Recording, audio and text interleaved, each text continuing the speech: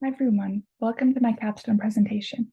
My name is Simmons, and for my internship, I worked with Whidbey Island Grown Cooperative.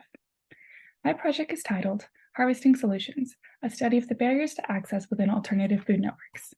In America, our current food system is filled with numerous so-called gaps, which have led to detrimental impacts such as food insecurity, malnutrition, environmental harm, excessive waste, and more. To fill these gaps, alternative food networks were created, the most common example being farmers markets. Other examples include food hubs, farmer co-ops, and farm stands. The goal of these networks is to provide fresh, local, and affordable food to the communities that they serve. That being said, these networks aren't working to the fullest of their capabilities. There are many internal barriers to access that are specifically hindering the ability of organizations and producers from effectively fulfilling the intended goals. Therefore, my research focuses on addressing and identifying these barriers. For a bit of context, when I say producers, I'm talking about the farmers, bakers, crafters, and anyone else who is selling as a vendor at a farmer's market or food hub. And when I say organizations, I'm talking about the market managers, co-ops, companies, and anyone who's behind the scenes of running these alternative food networks. So for my research question, I chose two main parts. The first is what factors contribute to the barriers to access faced by producers and organizations in local alternative food networks. And the second is how can these barriers be addressed and rectified? As I previously mentioned, I worked with Whidbey Island Grown Cooperative, which is a co-op of producers, buyers, and community members whose mission is to support a viable agricultural economy and build a resilient, healthy, and sustainable community. During my internship, my work spanned from conducting interviews with co-op producers, creating informational web pages, and creating educational social media posts, as seen in Figure 1.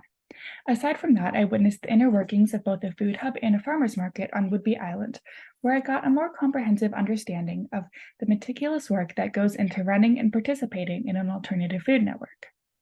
To conduct my personal research, I interviewed the same producers that I was working with for my internship duties, and I also conducted an extensive literature review to make sure that my results were drawing on a more holistic experience than just what I observed on Whidbey. After reviewing my data, I came to the conclusion that there are numerous dimensions to these barriers, yet many of the same struggles are faced by both producers and organizations. As you can see in Figure 2, the overarching barriers of location, timing, and financing are faced by both groups. Multiple of the producers I interviewed brought up the issue of pricing and fees, seeing as when participating in multiple markets, vendor fees can add up to more than $1,000 annually. Additionally, market competition can also spark issues, especially when seasonality reduces the variety of produce available. If multiple producers are selling the same type of products and one undercuts their prices, customers are much more likely to choose that specific stand compared to all the other ones. But in the end, prices need to be high enough for farmers to make a profit on top of the fees that they are paying.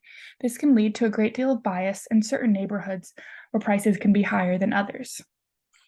As for location, most of the producers I spoke with expressed that having to drive far distances to the market makes the benefits less enticing. For food hubs, location is also an issue when participating is exclusive to local producers. And when it comes to timing, participation in farmers markets demands more than just the operational hours of the market. Time is needed before and after for setup and takedown of the booth and for travel time. The impact of this issue is so expansive that multiple of the producers I spoke with have opted out of selling at farmers markets because they believe that the time spent at the market is not worth the time missed out on farm work. As for the barriers to organizations, rules and regulations are a unique one. There are countless zoning laws, business licensing requirements, permits that need to be met, food handling laws, and more that all have to be accounted for when starting a farmer's market. Food hubs often face the same issues, yet they also have to deal with things like establishing a business model, finding food storage, and coming up with startup capital. The issue of pricing is something that impacts all parties involved in an alternative food network, and organizations are no different. Organizations need to take a portion of the producer's profit in order to keep everything running. Employee wages, rent, utilities, and all the other behind-the-scene expenses need to be taken into account when deciding how much to charge each of the vendors in fees. Lastly, there are numerous considerations that need to be met for location scouting. Venues often have to meet certain zoning requirements, be in open public spaces, be available every weekend of the year, have public transportation, lots of space, and be accessible for all people. Meeting all these requirements can be extremely difficult and time-consuming. So, what can be done to address these barriers?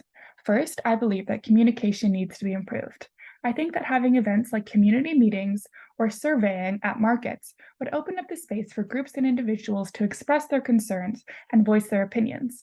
This could lead to increased transparency as well as spur compromise between everyone. Ultimately, I believe that improved communication can address almost all of the barriers. Secondly, I think that temporary facilities, which are normally quick and inexpensive to set up, can help with flexibility issues. This way, markets or food hubs can reach more people, seeing as they can move from different locations and open at different times and days. They can address the barriers of location and timing. As you can see in Figure 3, the food hub on Whidbey Island used multiple distribution sites.